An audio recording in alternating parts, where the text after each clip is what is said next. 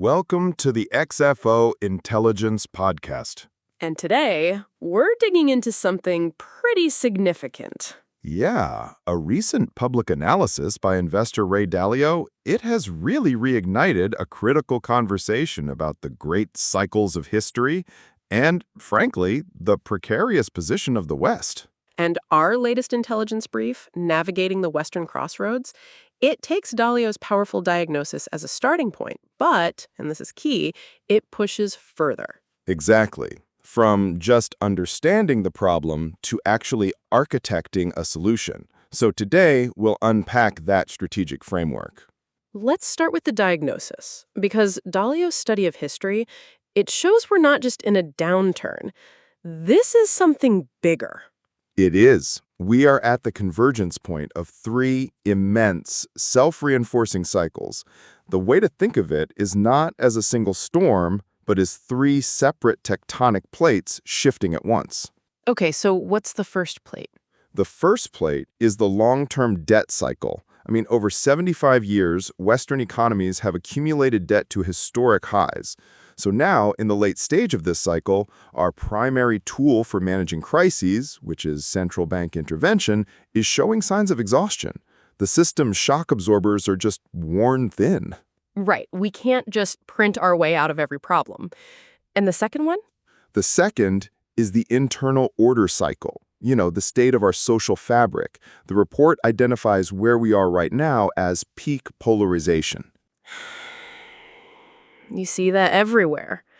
Gaping wealth and opportunity disparities have just corroded trust in the very institutions designed to mediate conflict. It leads to political paralysis. And that's the danger.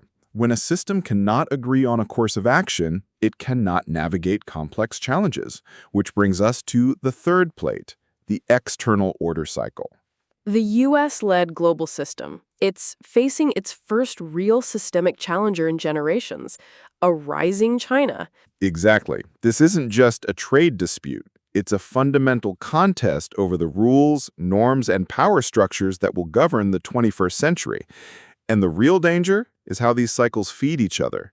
Economic fragility breeds social anger, Which then paralyzes government, which in turn weakens our position on the world stage. It's a vicious cycle. It is.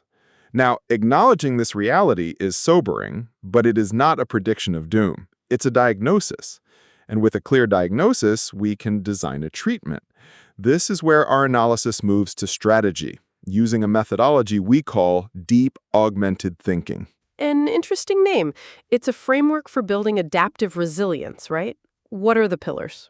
The strategy rests on four key pillars. First, a pivot to productivity-led growth. For too long, capital has been channeled into, financial engineering and consumption. We must redirect it. Redirect it to the foundational drivers of national strength, like breakthrough technology, next-gen infrastructure, and a better education system.